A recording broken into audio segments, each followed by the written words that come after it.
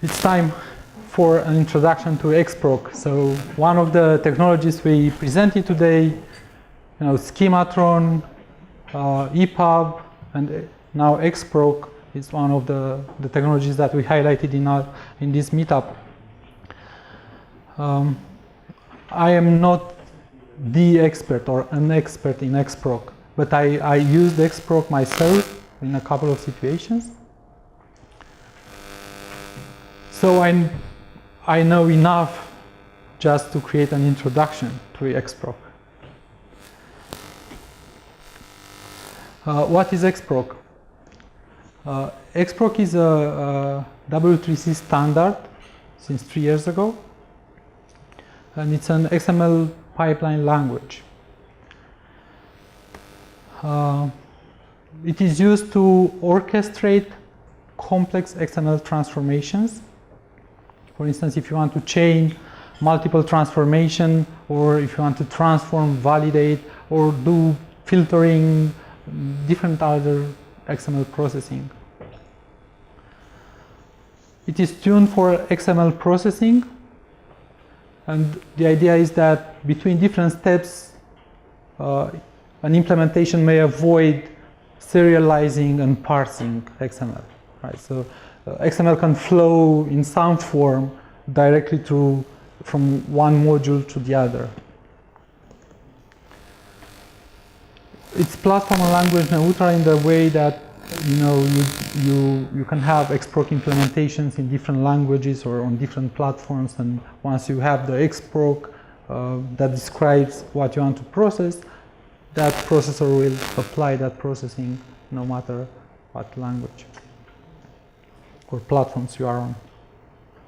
It should be simple, and this is also our task to make it simple. Unfortunately, we are not able to invest that much into XProc as we should probably at some point.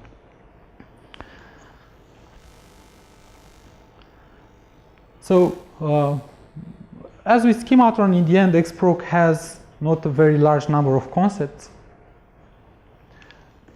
You have pipelines that define processing, and these pipelines contain steps. These steps can be atomic steps. They perform a single action, a single operation. Compound steps, they contain other sub-steps, other sub-pipelines. And multi-container steps are the ones that branch. For instance, if you have like a choice and you have 2 different pipelines, or each step interacts with the outside world through ports. So the ports are the interaction with the outside world. We have input and output ports. Input, they receive information. Output ports, they provide information. And then, so you have the steps with the ports, and you just connect them. That's XProc, basically, in the big picture. As I said, we have examples of atomic steps, filtering, when you select only specific elements from an XML document, for instance. You can wrap something in another element, or perform XSLT operations, perform validate actions, and so on. In the compound steps, you have a group for each, so you can iterate, or you can group some steps together. And multi-container steps, as I said, choose when you branch based on some condition, or try-catch, when you try to execute a pipeline and something fails, you have another pipeline, sub-pipeline that tries to recover from that situation. Here are all the standard defined steps, just to give you, an idea of what's possible with the standard. In general, all processors allow also for extension, so you can plug in, your own step. And also, pipeline itself can be a step in another pipeline, so you can trigger a complete pipeline from another. So add attribute, compare, count, delete, directory listing filter, HTTP request, load, set attributes, string replace, unwrap, wrap sequence, XSLT, XInclude processing, right? Validate with XML schema, and so on. So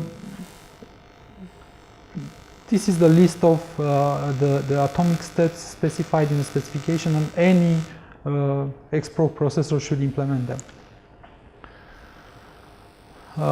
We mentioned ports, so we have input ports and output ports. On any step, there is one primary input port and one primary output port. There's no specific requirement for the name of that port, so it can have any name. But there's one primary input and one primary output port, and you'll see why that's important in a minute. So through these ports, we can have either one XML document or a sequence of XML documents.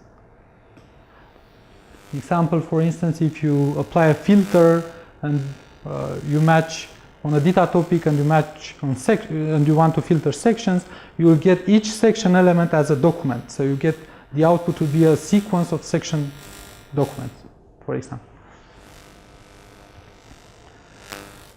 And connections. And this is the most important part when I try to work with the XProc. I lost a lot of time thinking, how do I connect? How do I make these connections? Because I was trying, for instance, from a result to connect to a source, and it doesn't work like that. So always you specify the connection when you receive information. So when you have a source, you say, oh, I get this data from that part. You know. So always you specify connections in the port that receives information, and that can be an input port, or in some cases it may be an output port. If you have, and probably I have a diagram where I can show you this in more detail. And now there are implicit connections between primary input ports and between the primary output port and the primary input port in a sequence of modules, of steps. So if you have steps one after the other, the primary output will connect to the primary input of the following step. We have this here. For instance, if we specify one step and then another step, this connection is implicit. You don't need to specify it. So some steps, you just specify them and they will be linked automatically. The data from this result will go to this source automatically without specifying any connection. And if you have a compound step that has some other steps inside it, the primary source will go to the first step.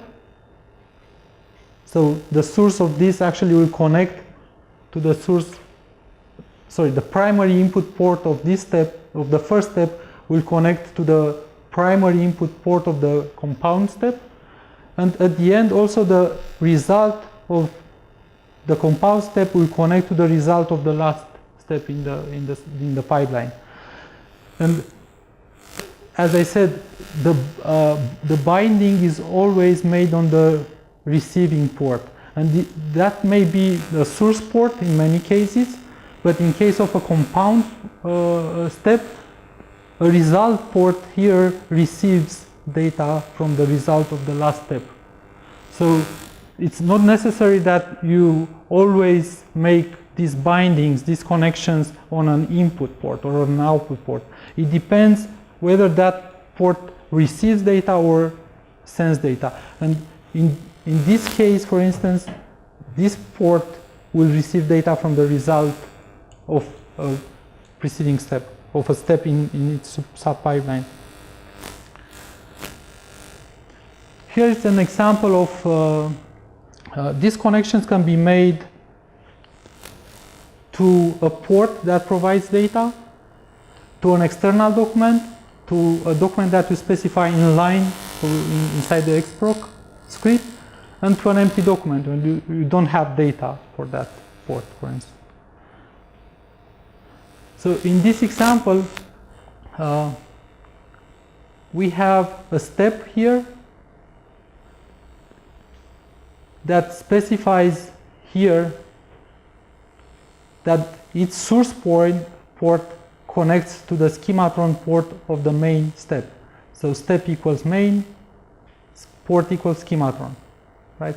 So in this XSLT step, the source will take as input this data, what's in the schematron port of the main step. The style sheet port connects to an external document. So with this, the style sheet port says document and refers to some document on the disk. And in this case, the parameters port is empty. So I do not have an example of an inline, getting an inline document to a port, but in that case you have P inline, I think it's the element, and you just specify that document. So these are the 4 types of connections that you can make in an XProc. So to summarize, right, we have steps have ports, and you connect them together. So it's not that difficult, and there are a couple of other things like options, parameters, and variables that are also can be used to customize a step, for instance, with different options and things like that.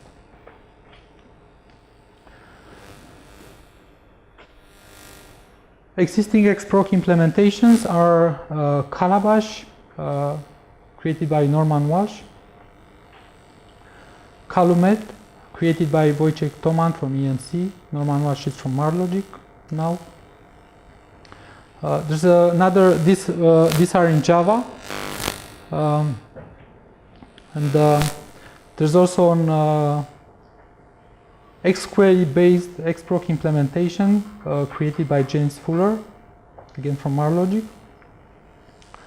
Another processor optimized for parallel processing is called Quick XProc from InnoviMax. It's the guy is called Mohamed Zergawi.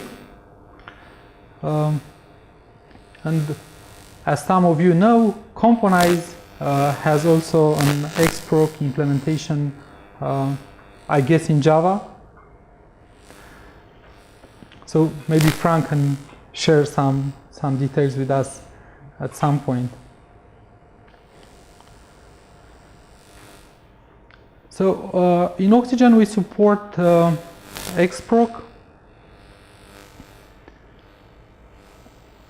and we were facing, what shall we do? Shall we write ourselves a connector for each XProc engine available?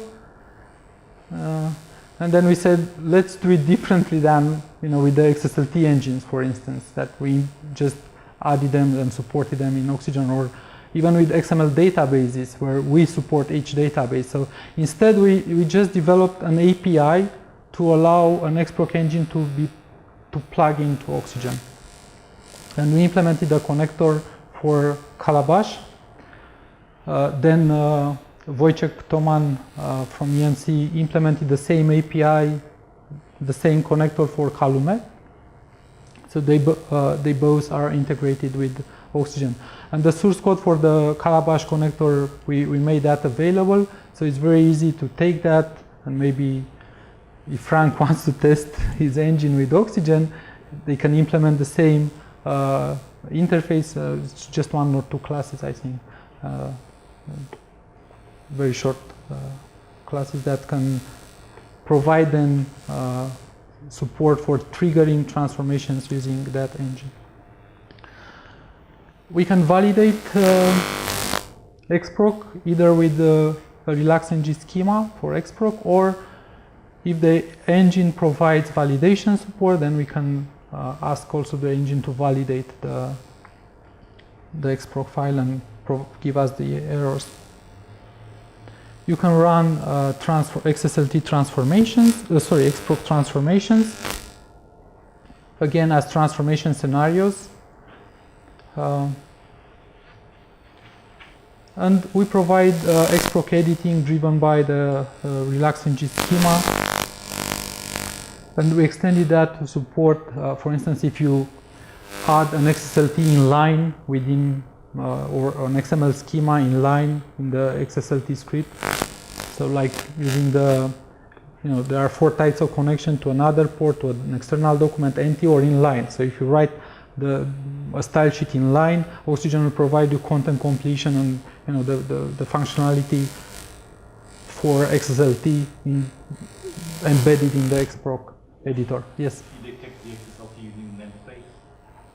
Yeah, we detect based on the namespace, yes. If you have XSL and style sheet and XSL points to the XSLT namespace, then we switch to the content completion to work with that. And if you use XML schema, we switch to XML schema. So we also try to find some dynamic values from the document, like you define a step name and you need to refer to some step, then we get to the names of the defined steps and so on. What you usually expect from also from XML schema when you define the type, and then when you want to specify the type, you see the available types and so on. And of course, as I made the CSS for Schematron, I made the CSS for XProc. Why not? I have also one for RelaxNG if you want to try it. It gives you, how the schema looks in the compact syntax. So it's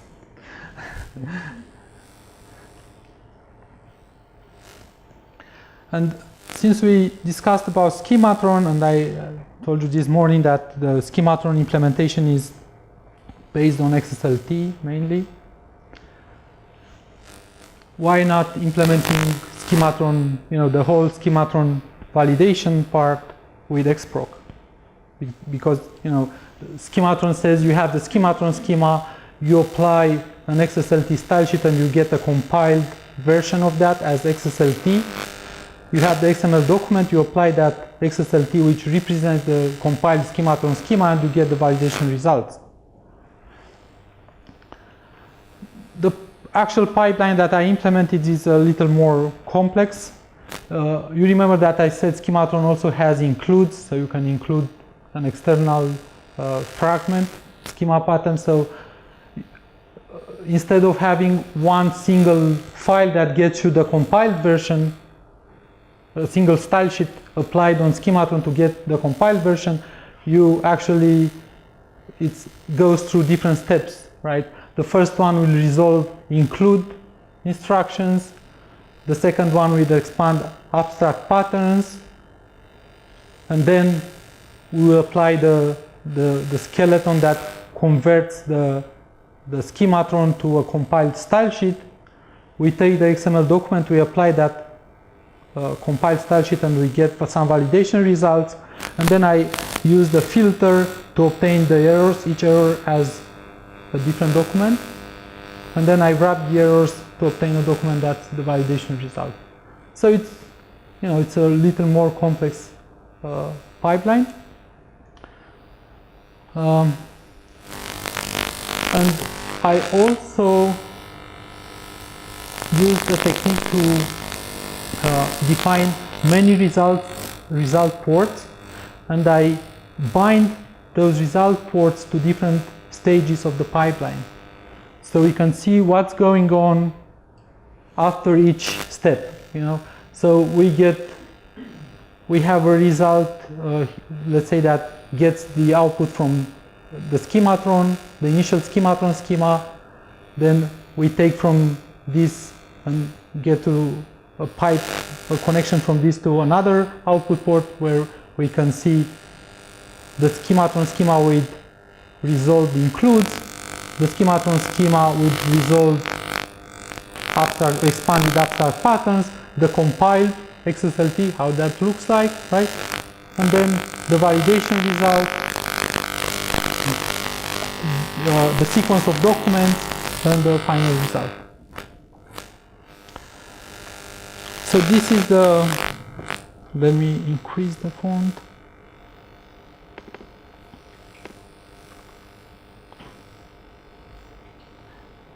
So as I said, I put a lot of output ports with the different stages. So S1 is the initial schema, then the schema with expanded X includes, and so on. And I connect them to the steps, you know, that to the result steps, like to the result steps of each stage. So to the result of the first XSLT transformation, then to the second, and so on.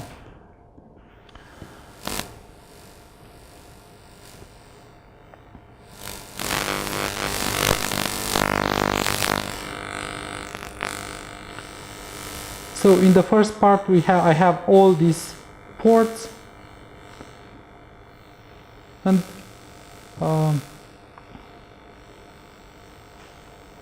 these are the steps of the pipeline. So the first one,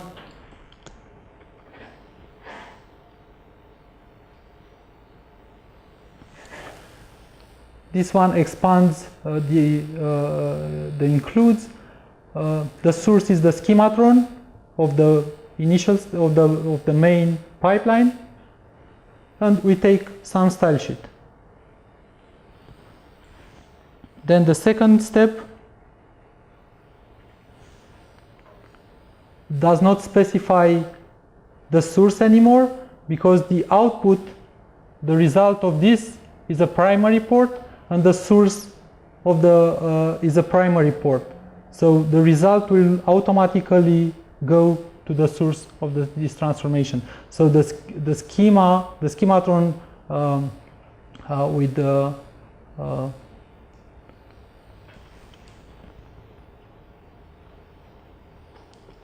schematron with X include expanded will be the input document, the input XML for this second step.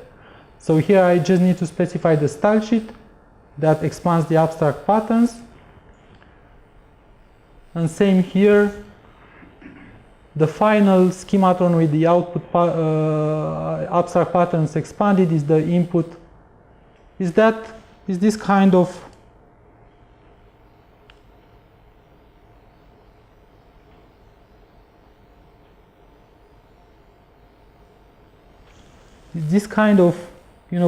implicit binding? The result of the transformation is a primary port, and the source of the next transformation is a primary port. So I do not need, if I want to, I can explicitly specify this binding.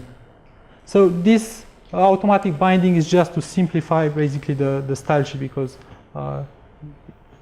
these get automatically connected. These ports will get automatically connected. And at the end here, so the validation now will take the source, the initial source of the initial XML document, and as style sheet we use the result of the compile to XSLT step. Then the result is we select failed assertion and successful reports. These are the results, the errors basically, and this will give a sequence of documents, and we use wrap sequence to put them in a document that has the root validation result. So the validation result will contain failed assert and successful report in the end. So let's run this.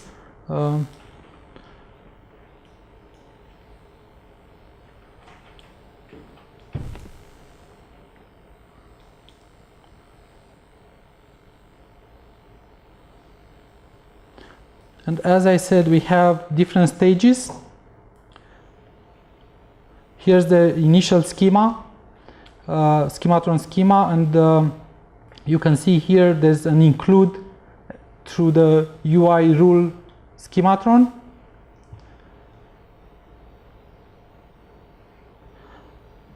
At the step 2 in the pipeline schema with expanded includes, we see that that include is replaced with this part that brings in the rule instead of that import, right? And now here we have an abstract pattern. This example says, you know, we define a pattern called not recommended element, and it's abstract, and in the context of some element we report a message, and we call this with the element being B, a bold element, let's say, and we say B elements are not allowed. We do not want to use bold. Please consider using a semantic element that describes whatever you want to do. So the next stage in the pipeline will expand this reference to not recommended element, replacing the element and message parameters in this abstract pattern. And if we look at the stage 3, we see that the abstract pattern was removed because we don't need abstract patterns anymore. We expanded them all, and that pattern that said it that just referred to the abstract pattern with the parameters is replaced with the content of the expanded pattern.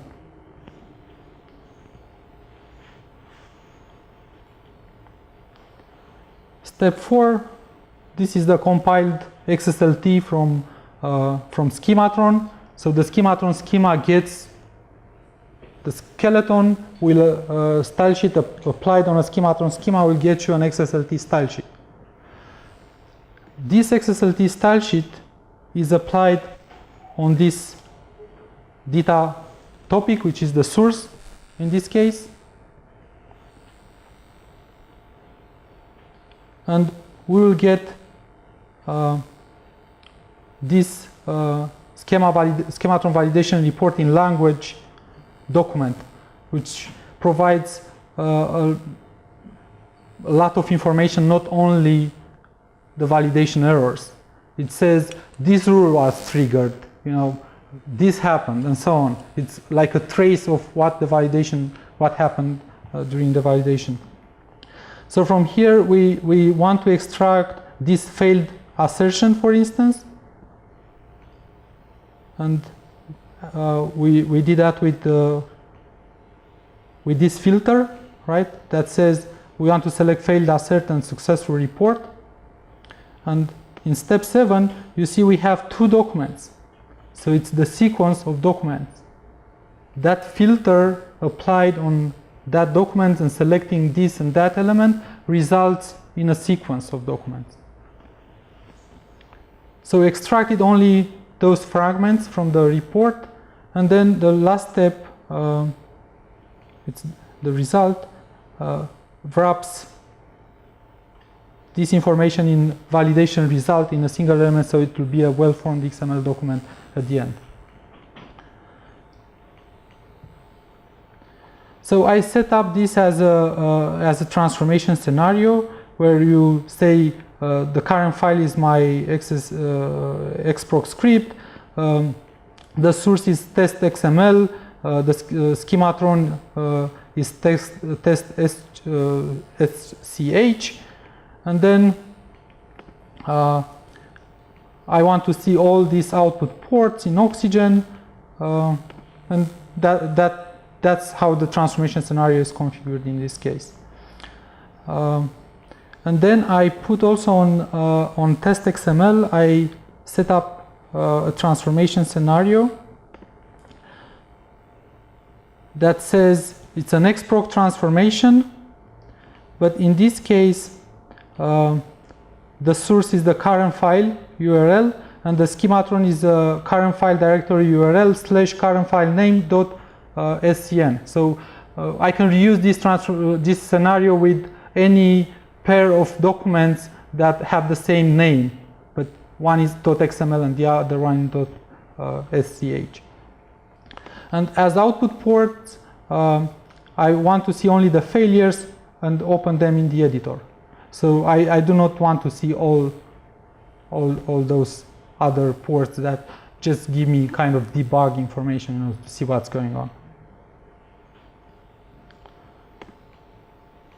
And now if we apply this transformation, basically we can get the result in oXygen, and we see, you know, whatever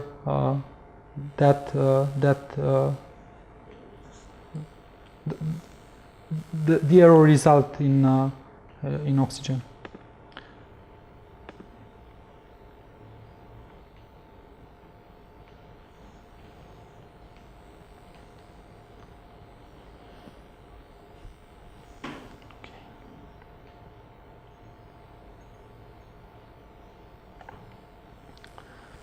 So there are many use cases, you know, for XProc in general, but in my case, what I used was I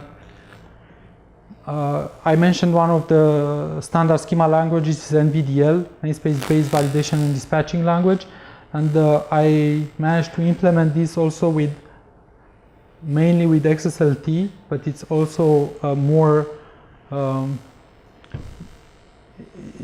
it's a more elaborate process. It's multiple transformations and so on.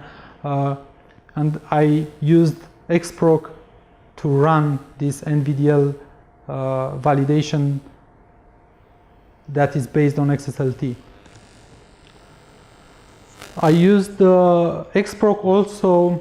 Data 1.3 will use RelaxNG as schema language in the next version. And one of the requirements Elliot pushed me, said, you know, we need to show that we can convert DTDs to DTDs so that people can actually use that. And in the first stage, I converted the relaxing schemas to one big DTD. And for that, I used XProc for this conversion to orchestrate, you know, all these transformations. But of course, the goal will be to generate not one big DTD, and Elliot is 90% on the road to generate exactly the same modular structure that we have now for data, but from relaxing schemas. And maybe Frank can share with us some of his use case of XProc applied for data transformations. I don't know what he will say. So. Thanks.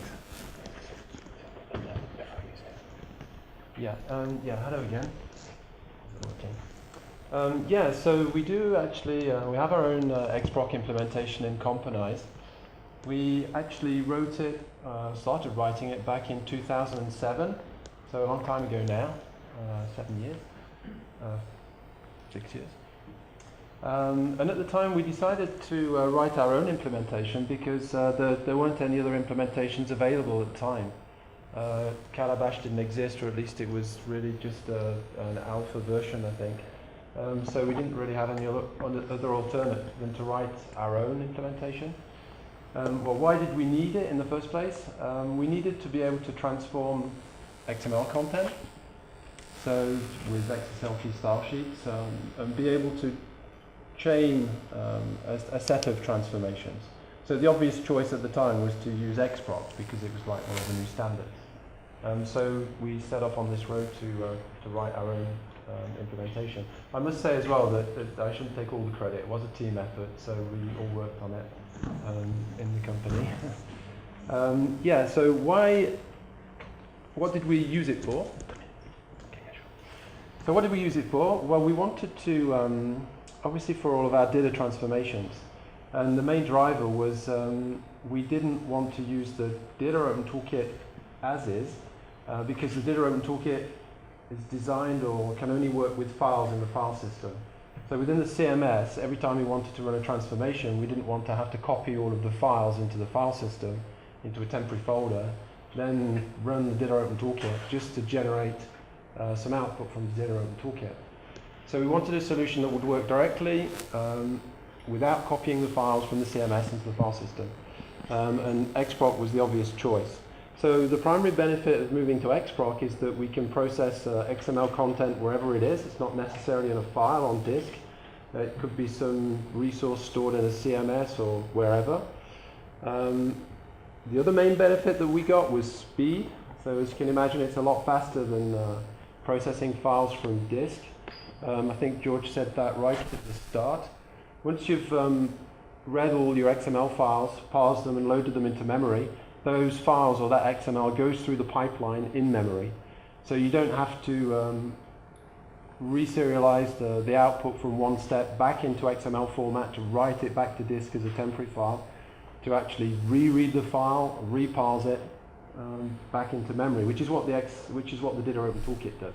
So if the Ditto Open Toolkit has got, I don't know, 10 steps and you're processing 100 files, that's 1,000 times it's going to actually be reading, writing to disk, parsing, reserializing your content back to XML. So speed, as you'll see, I'm almost finished.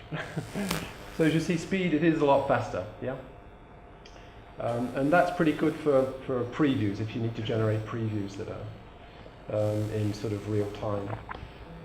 Okay, then one thing that I'd like to talk about is like for the Ditto Open Toolkit. So for the Ditto Open Toolkit. So today the Ditto Open Toolkit still uses AMP, isn't it?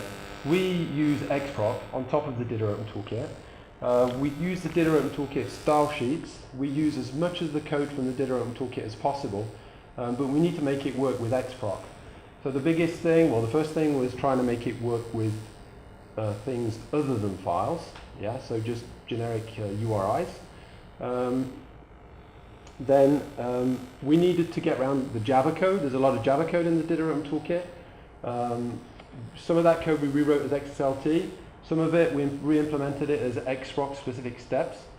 Okay, so that it would all work with XProc. And then we wrote 2 custom steps, so you can extend XProcs with custom steps. One to call an AMP task, so then we could just like call out to the Ditto Open Toolkit and run an AMP job. Or to run a DOS module. For those of you who know the Ditto Open Toolkit, there's like these DOS modules that you can call. So we've got a step that lets you call from an XProc pipeline a DOS module. So yeah, today the Ditto Open Toolkit's still using files, isn't it? And I know that there's a lot of people that would like to see it work with things that are not files. Yeah, I think Elliot might want to say something. Yeah, no more. And I know that Jarno is working on that at the moment. Yeah. is working on that now. Yeah.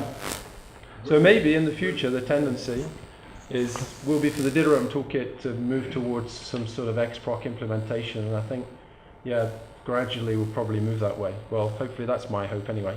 I don't know if other people share that. So if anybody wants to talk more about XProc, then we can do that afterwards, can't we? And if you want to see some code, we can also look at some code together. Okay, sorry. Thank you. So to learn more, sorry about the spelling mistake here, but the URL is correct. To learn more, again, I would recommend Roger Costello's tutorials. As I said, he has a lot of tutorials on XML-related technologies. Roger is also one of an oXygen user, and many of them have instructions of how you can set up oXygen to do that, to do the steps in the tutorials, the exercises and so on. And what's new for XProc? There's a few days ago, I think, 1 week ago, I think, something like that. There was made available. Actually, you see the date here. It's November 5th, so it's 12 days ago. It was made available a public working draft of XProc 2.0, so the next version of XProc. And I think that Norm already announced a new version of Calabash that already implements this part. So thank you, and if you have any quick question, No? Okay, so we'll be back in 10 minutes for the surprise.